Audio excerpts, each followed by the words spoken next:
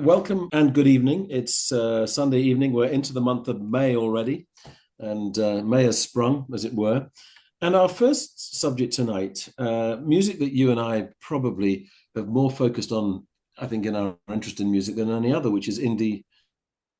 And according to The Guardian, it is now only a hobby, according to The Guardian. But I love your theory that maybe even The Guardian is partly to blame for that. But I do wonder if The Guardian didn't write about it, would anyone be writing about it?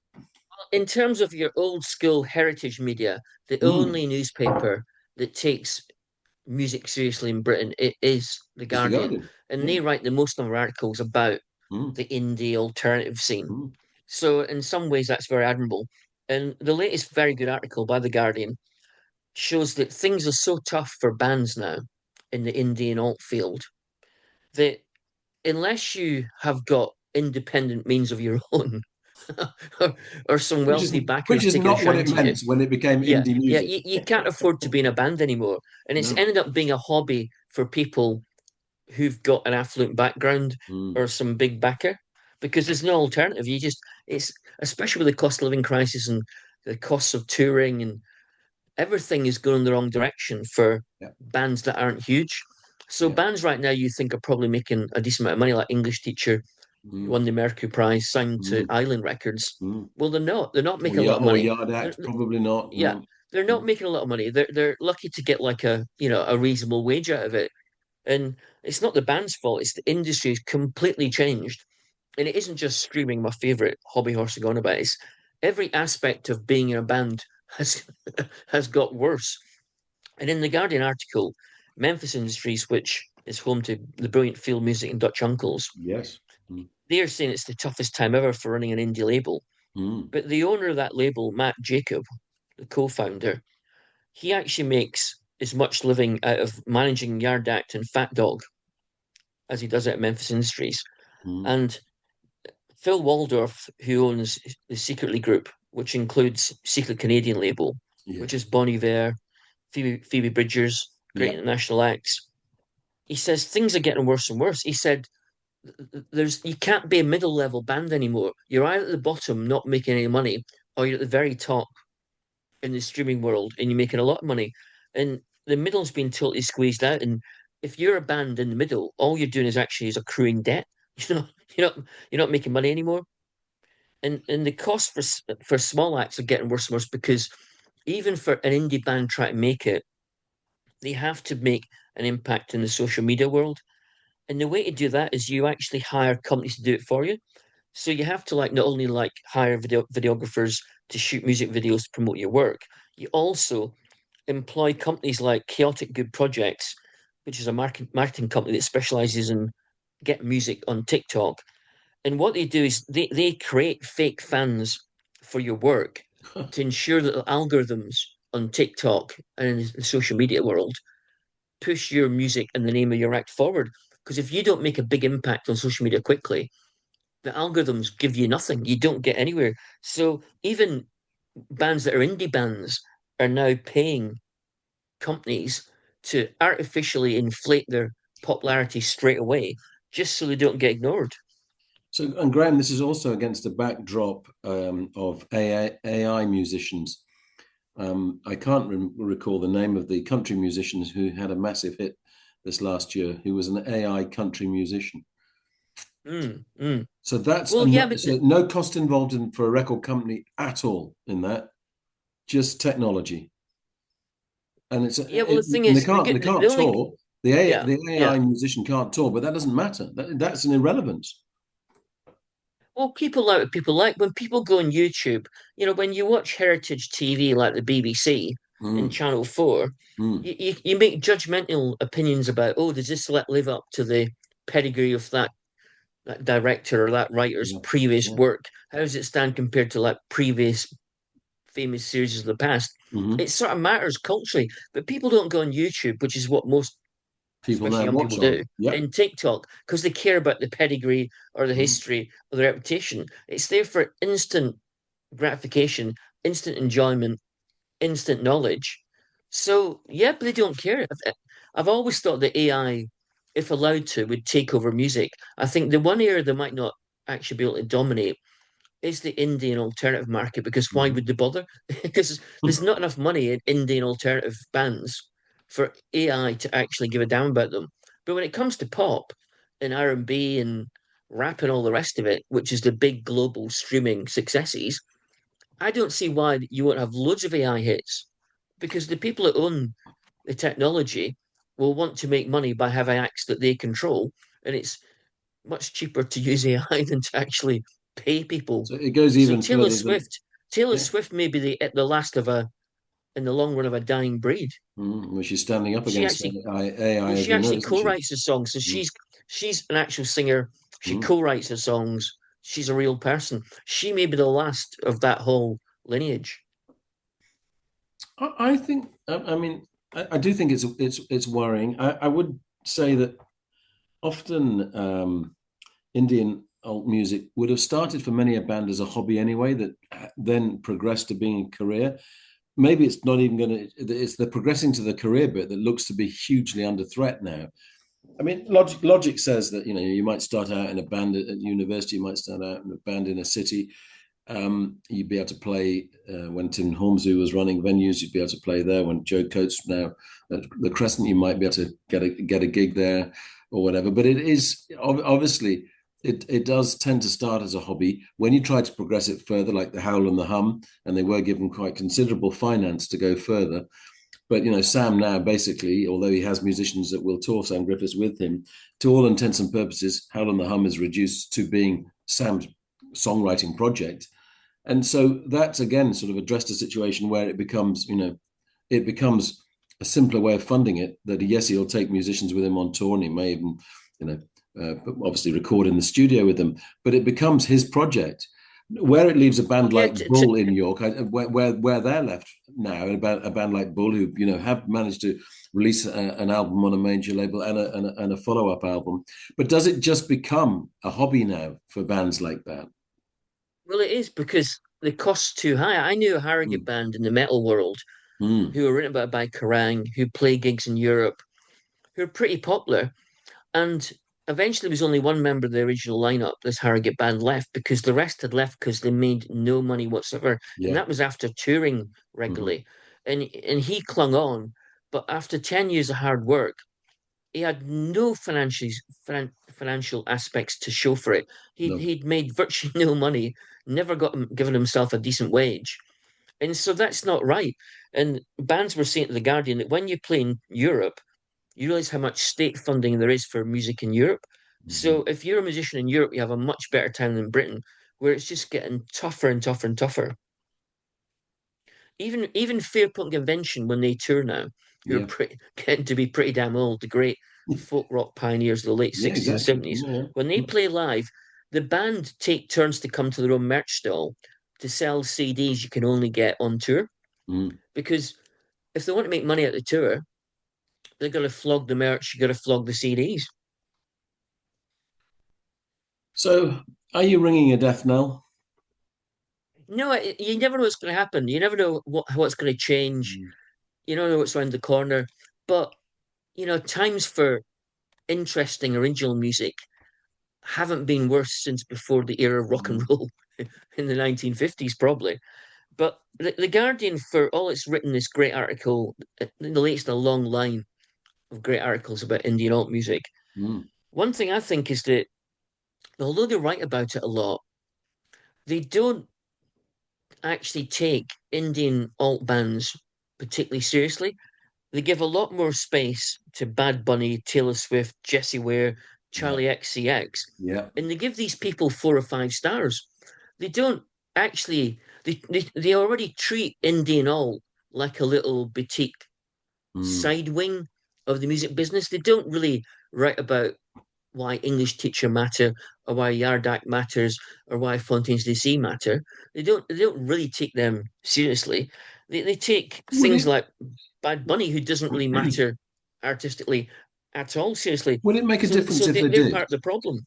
Would it make a difference if they did actually do a decent job of writing about English teacher, a decent job about writing No, about it's no, they're yoga? well-written articles. It's just that they don't analyze the music like it mattered. No. Like you and me remember the days of the NME and Sounds and Melody Maker, the Yeah. 70s and 80s, and to a degree the 90s, Hmm. and they took the music and what the music meant Yeah. ultra seriously and analyzed it and criticized it, especially criticized it in a way that critics just don't do anymore. And I'm not saying that would completely reverse the trends in the music business. It wouldn't, but it would have a small impact. But they don't do it. It'd be a bit like if the enemy in the 70s and 80s, when it was saying how great the Fall were, enjoyed Division, the Clash, it'd be a bit like if they were giving them small articles they were giving to Nick Kershaw, Bucks Yeah. Fizz, Hot Chocolate, who they were giving 5-star reviews to, which of course they didn't. Any means Sounds and Melmaker didn't Certainly give not. 5-star reviews to Nick Kershaw or Bucks Fizz Well, or Hot Chocolate. they absolutely Yeah. slaughtered Nick So, Kershaw. you know, Oh. you got to nail your cause to your mast. If you Mm. don't care about something, you can't engender any passion about it to anybody else. Well, I mean, that's the great writing of Paul Morley, Charles Shaar Murray, Nick Kent. Absolutely cared about what they were writing about. That's why you Yeah. read them, Paul Denoyer. Mm. It's because Yeah. Charles Shaar Murray, you knew that these were really knowledgeable writers and they really cared about their subject. And you learned things, Lester Bangs, you learned things in reading the articles. And I would read Enemy and Melody Maker cover to cover at that time. I would read the whole thing. I wouldn't Yeah. dream of doing that now, even with Uncut and Mojo. I wouldn't. I just wouldn't. And I don't think consuming music the way that we did now is happening in the same way. It just doesn't. The YouTube age is very different.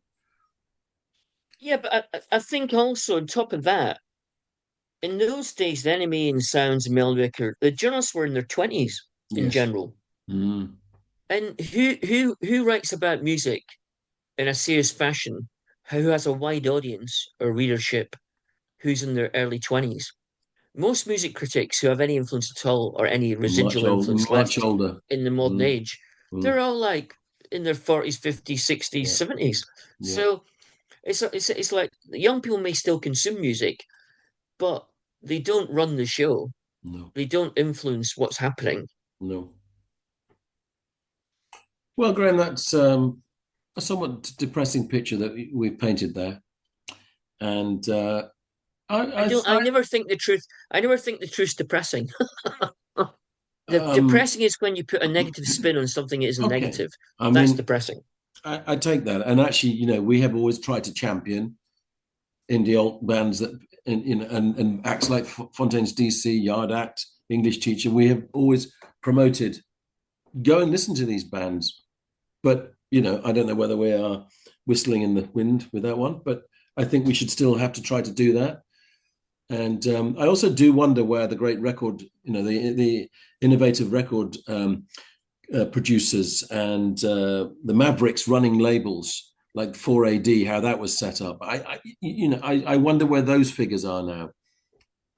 I think what might happen in years to come is that Alan when McGee.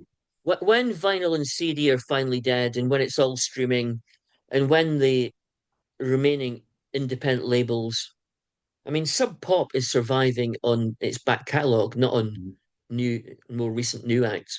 Yeah, But once all that's gone, once all those labels have gone, once the old world has died and it's entirely the new world, at that point, I think people of intelligence and taste and passion will create their own little digital areas of interest in music and mm, digital only labels. So I think at some point in the future, when the old world's totally died, there'll be new things turn up. We're in that interim period where the old's dying and the new is taking over, but hasn't worked out no. how to work in a way except to make money. Well, the vinyl countdown is probably on, which brings me to our next subject, which is previewing Rob Cowen's vinyl sessions. So that would have to be renamed digital sessions in years to come, Graham, by which time you'd be about 80 years old. But anyway, this is an event coming up in Harrogate with you, as usual, taking part, and this is with Rob Cowen. Tell me what will be happening, what Rob will be discussing, and when and where. Well, it's Wednesday, May the 13th at 7:30 at Starling Independent Cafe and Bar. Your in regular Harrogate. venue. It's the Hmm. it's the latest, yeah. It's the latest. Been going for like 7 or 8 years. We raise a lot of money for Harrogate Hospital charity. We don't take any money ourselves, and it's usually sold out. And this is a special one where we have a Q&A as well as a vinyl album being played and an introduction to the album and a visual backdrop as the Mm. album's being played on a vintage hi-fi system. So Rob Cowen, who technically is a nature writer of some standing, his latest book, The North Road, was BBC for Book of the Week. And the North Road is about the A1, but it's a hell of a book. Saying the North Road's about the A1 is a bit like saying that the White Album with the Beatles is a musical record. It doesn't vaguely do it justice. It's a I would great remind you, Graham, that we also made cornucopia. it we made it our book of the year last year. Did Yeah, we not? fantastic. But Mm. he used to be an indie band in Leeds in the days of Yeah. Charm magazine, late 90s. He's a real music head as well. So he mentions music acts at different points of the book in passing, although the book's not about music. So I said, well, why don't we do a talk where you talk about the inspiration for the book? And it's coming out in paperback right now. And do a playlist on vinyl Yeah. based on the bands and the acts that you mentioned in passing in the book, The North Road. Mm. So Rob, who's a brilliant bloke and way more charismatic than me, he kindly said yes. So we're doing that on May the 13th. The only problem is that when he picked his playlist, he Yes. picked tracks on vinyl, which some of which are virtually impossible to track down. Really? Yeah, he Mm. picked a track by a guy called Sean Rowe, and the only available copy I could track down anywhere on vinyl, Mm. because it has to be in vinyl, otherwise It the doesn't name of live the up to vinyl the event is sessions. is is Mm. ridiculous. It cost £220. No. And then he picked a Steve Earle track, which again was about £200, and a Still I Span album from 1970, which turned out to be rare as Rocking Horse. Graham, can I just Well, I ask, won't say what it is. doesn't he have copies himself? Well, no, but because the thing is, like he, like me, started off loving music the days of vinyl and CD. Mm. So, like me, his collection isn't all vinyl. It's Ah, yes, of CD course. and Yeah. vinyl and Fair point. cassette tape. So Fair point. I've got a lot of vinyl, but most of my albums are on Yeah. CD. CD. So Yeah. yeah, I haven't got all the Beatles albums on vinyl, even though, I loved them forever. So Mm. I wasn't surprised that, he didn't have them all.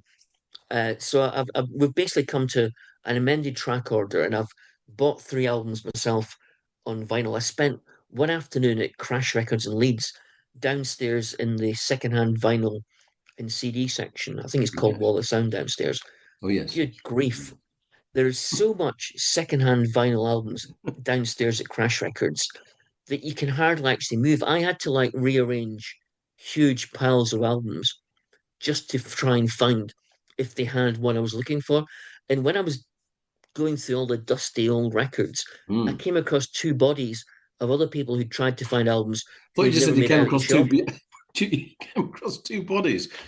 It's the sort of place where you could die trying to find a particular record I and never also be think, discovered for years. Graham, it could become crush records if you're not careful when they collapse on you. You know. Exactly, yeah. So eventually, I was proud. I tracked down a Still I Spy album, which is very hard Yes. to find, Yes. and from 1970. So I was quite chuffed. But Yeah. yeah, it's taken a bit of work. I like this structure. It reminds me when Six Music when Bob Dylan brought out the 17-minute song that you're going to be able to tell me what the title was. And Murder Most Foul. thank you very much, Murder Most Foul. And it was the show was built around every single cultural detail that Dylan mentioned, which was loads of songs titles, Mm-mm. was then played over a 3-hour program. So that's an interesting. I think I think your concept will work really, really well with Rob. So look forward to that. Now, Graham, have you or have you not seen The Devil Wears Prada 2? I haven't, on the basis that most, though not all, sequels are vastly inferior to the original film. You're not wrong. And I love The Devil Wears Prada was a great film because it wasn't supposed to be a great film, and the Exactly. makers didn't realize they were making a great film. It Exactly. managed to be entertaining and very commercial, but also have some merit to it as well. Exactly. So And I what's think the it's a great second one mistake. I like? think it's a great mistake to it's. I'm calling it The Devil Wears Thin 2. No. Oh, It's 20 years on. Meryl Streep doesn't look any older, nor does Stanley Tucci, but it is 20 years on.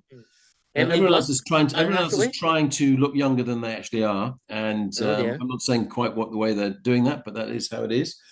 And it strikes me that there, what I loved with the first film as much as anything was it was humorous, but it was also viperishly humorous. There's It was barely a quite joke. dark. There's barely a joke in this film. It There's was barely a quite tough, joke. the first film. It was quite a brutal film in This places. is brutal as well, but it's brutal without the redemption of any cruel humor, which is a Oh, humor that works well in a yeah, yeah. vile industry like the fashion industry, which is a pretty Mm, mm, unpleasant mm. world. And technically, the world that we've worked in, many people think is unpleasant as well, the world of journalism. And where this, I think, it also failed because it is trying to acknowledge how the journalism world has changed. This was, of course, just to remind Mm. Runway as glossy magazines, which, of course, now they're nowhere near as big a impact as they used to. Not insignificantly, Anna Wintour is no longer having that role that she did before, probably because Mm. it just doesn't carry the weight that it did. Obviously, too, the world of fashion that goes with that.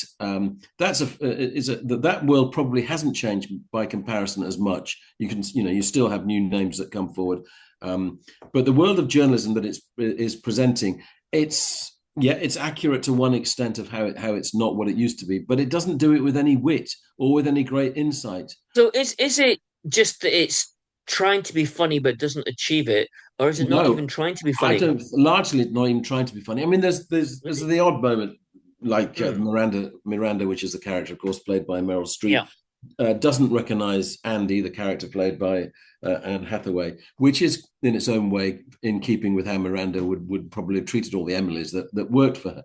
But there are very Mm. few moments like that within the film, and it has Lady Gaga apparently is paid 2.5 million, and has when she sings a song which is basically about Lady Gaga's a good actress. She was great in the yeah, House but of Gucci. she's doing basically one scene where she's putting makeup on, and then she sings Oh.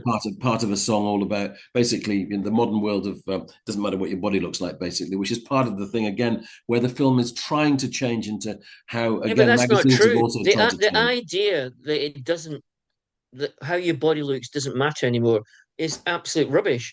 It may be a different world, and it may be a world where looking thin isn't the only thing, but how Mm. you look is just as important, if not more so, than it was when the original film was made. Well, it's trying to make the point that that's not the case, Well, and that's not true. that has changed. Also, it's basically the first film, pretty simple structure. This has got far too many storylines going on. Mm. Each of the main characters, there's a kind of, well, I say love interest, but Meryl Streep is married to Kenneth Branagh, who is a composer and violinist. He's a rather gentle role and but again, really, no great weight to it. Anne Hathaway has an absolutely pointless relationship with a thoroughly dull person. Um, and Emily Blunt has a sugar daddy, and Emily Blunt isn't What about given the Tucci? What's Stanley Tucci she got? lives up to her name. She's a completely blunt instrument in this. It's Okay. humorless. It's How about Stanley deeply Tucci? Has he got disappointing love film. interest in it? No, Stanley. Stanley Tucci. Stanley Tucci. He is beautifully and immaculately dressed in Mm. waistcoats and fabulous suits. I get very jealous of the way he dresses. But basically, it's just it is dialing in the same performance from last time. Is Stanley Tucci any good in it? Because I've never seen a film where Stanley Tucci wasn't good, no matter what the film was like. He's. I mean, if you enjoyed him in the first film, you would enjoy him in this film.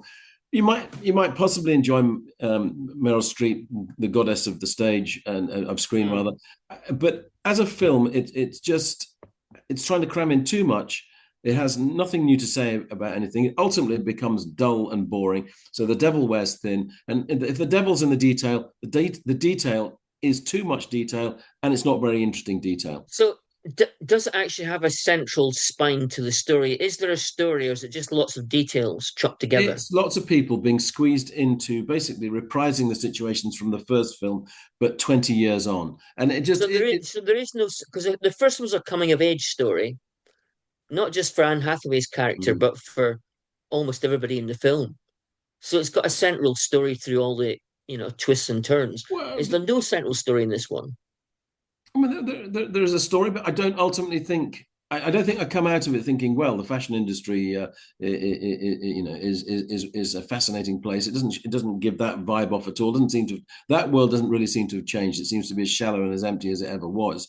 Mm. The world of journalism that it presents, it has a go at presenting in it, but it just doesn't have any balls about it. You and I could get a lot more angry about what has happened to journalism than this film does.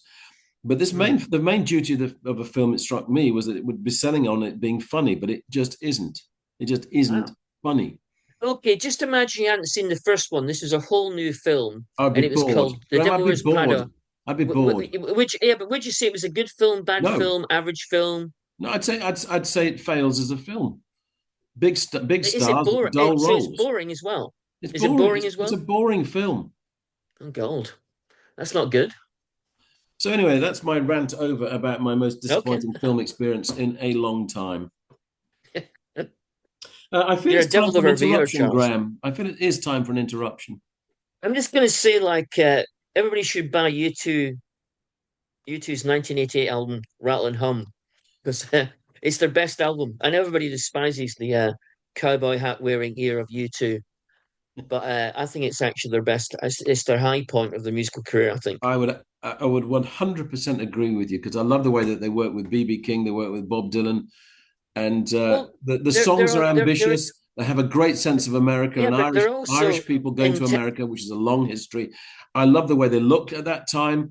The songs are electric. Well, they clearly believe in what they're doing. They're Yeah. intense. They're committed.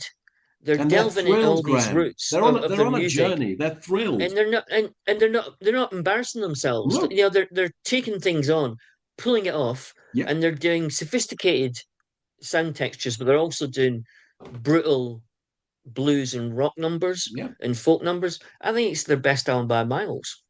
And Graham, great vocalist, brilliant guitarist. Absolutely. And That irony can free, also in an irony free zone. As much as I yes. enjoyed Acting Baby and Zooropa, Yeah. irony doesn't really suit you too. No. It's when they try too hard is when irony comes into it.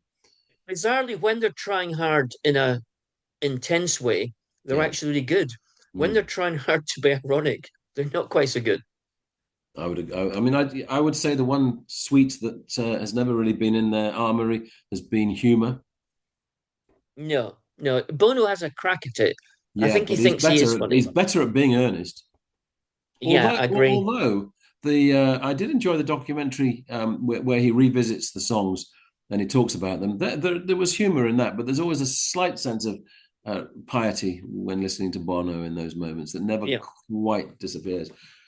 So, I agree. Graham, I want to know your reaction to well, this is Banksy and the latest Banksy, which is the plinth, and it's the plinth in Waterloo Place, which in Waterloo Place in London, St James's. So it is where the great the military and imperialistic uh, powers are shown, and it's a place of statues to Edward the Seventh, Florence Nightingale, and the Crimea War Memorial. So it's steeped in the history of war, of which I thought you were going to say that a statue to Florence and the Machine. don't think that's happened yet, Graham. And I think it's pretty. I don't think that even with the plus sign that she likes to use, I'm not quite sure that's going to add up. So, Graham, have you seen this yet? Have you reacted to it Look, yet? I've seen all the news stories, so I have seen it on TV. I think it's absolute brilliant piece of artwork and a great political statement. And the way he managed to secrete it in such a prominent position of London That's the thing that's so during thrilling, the isn't wee it? small hours of the night and put it in Exactly. situ, and it looks so brilliant and make a really great point, but in a sophisticated fashion. Yeah. It's like way better than most artists that end up in Yeah. Tate Modern these Yeah. days. The only thing I'd say is that the argument he's making or the point he's making is so sophisticated. I don't think it'll have any impact on the real world Tell whatsoever. me what you think that point is, Graham. I mean, people are obviously saying it's nationalism, and we're blind, blind to what's actually really going on, and our faces covered with the flag. Flags are everywhere, which they have been since last year, but significantly, they're blind across the faces. The figure in the suit is Well, walking off the edge of the plinth, yeah, and it's we're going to clearly hell. We're influenced going to by hell in a handcart, basically. it's influenced by Magritte because he had Yes, one great, a few great paintings where you've got a sort of like handkerchief that's wrapped right. Yeah, tightly yeah, around the man's face.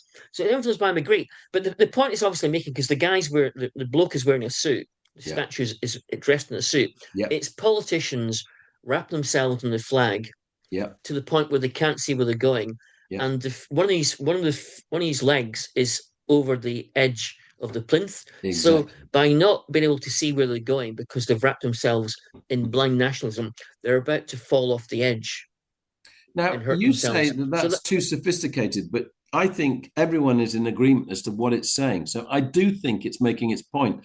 Whether the people that it's about are going to be reading it that way, or whether they'll just want it to be brought down, which Donald Trump would be bringing it down in America. He'd be having it smashed. He'd be having ice going over and I'm smashing not it. sure Trump would get it. I mean, Trump might just think it's quite nice. Really? Yeah. I It's mean, he might also have to be told what it's about, but also once he the was interesting told, thing would he is be that removing it's it? not in color. So No, it's he's not. he's made it like grays and dark Mm, hues, mm. and that way it not only fits the landscape that it's in, the The other urban statues that are blind there. boulevard it's on, but it Yes. also suggests that these are people without color. They're gray, Yep. lifeless people. Yep. I think It's it's very clever, but the people it needs to influence are the extremists on all sides who are dragging the world into trouble. And I don't think they're going to be persuaded by a sophisticated piece of art. Are you saying therefore, Graham, you shouldn't? It doesn't. There's no point even No, doing no, art no. like this Every anymore. little bit helps. I mean, No, it's that to me is every the little bit key. helps. Every Yeah, bit helps. This is a yeah, yeah, major yeah. talking point. I drove past Britannia Hotel in Leeds on the way to Leeds United, and I've done a few times this season where there's been stop the boat signs, and there's St George's flags, and the police are there because Britannia Hotel is where asylum seekers are living in Leeds at the moment. Now, that goes on regularly now, and nothing gets done about it. And I'm not saying it should be something that should be done about it. But on the other hand, as soon as anyone does anything now pro Palestine, different reaction, removed from the streets, confronted. So, where does the statue by Banksy fit into that? Is it one type of person that he's addressing, one type No, of narrow-minded person that he's addressing? no, no. It's clearly to be above the fray. He's above all that Yeah, petty, you know, violent squabbling between yeah, extremists. He's basically the voice of like old-fashioned Western civilized liberal yeah, but slightly left leaning democracy. I don't yeah. think he's making a point about either. He's not taking sides. No. He's just saying the whole thing is crackers. Mm. I think it. That's why it won't actually work because saying the world is crackers doesn't stop it being crackers. I'm gonna because we're going to be running out of time here, and I don't think you can even answer this question. But Mm, what does stop the I world being probably can. crackers? Okay, Yeah, what is it? what is going to stop the world being crackers then? Because I can't give up on the arts having a role in doing that. That is why I was so thrilled by this statue and the audacity of putting it up in the way that he. I love the fact he does things like this. That he still has that about him. That he wants to Uh, do things like this. It's a great piece of theatre. It's a great logistical feat. Never Yeah, mind anything else. Yeah, yeah, absolutely. yeah. I think it's great. But the only way to stop them is to get back control of the media from right wing forces Hmm. and to get back control of the economy and politics from big money. This is all a result of big money Of course. getting control of everything. So if you don't recognize that, if you don't recognize your enemy, you got to recognize who your enemy is first Hmm. and then do something about it to achieve anything. And right now, while people are squabbling amongst themselves in extreme fashion, Yes. they're all ignoring the fact it really is the tech giants' fault and big money's fault. It Yeah. isn't anybody else's fault. And that's the people we should be organising against. I think that's true, and but I still think it's important to have art playing its role. It must never feel impotent. The butterfly wing must always be fluttering away, Graham. It can't, we can't be squashing the butterfly. That's a great analogy. I'm not going to add to that one. I can No, only get. I think Marcharles. I think we should try and get Grant McPhee back on the show because he's got a great new 3 CD box set oh, called "Something for the Longing." Scottish Independent Pop, 1985, oh, 1999, on Cherry Red Records. It just came got out to get last that, week, and Graham. it's a great history of Scottish indie acts. Plus, he's got a couple of books coming out as well, again about Scottish indie and punk Marvelous. history. And Grant's books is fantastic, and his knowledge of Scottish music history is just incredible. Well, So we it should try was and a get joy. It Grant was back a in the joy show, I when we think. spoke to him before. So let's hope we can do that again.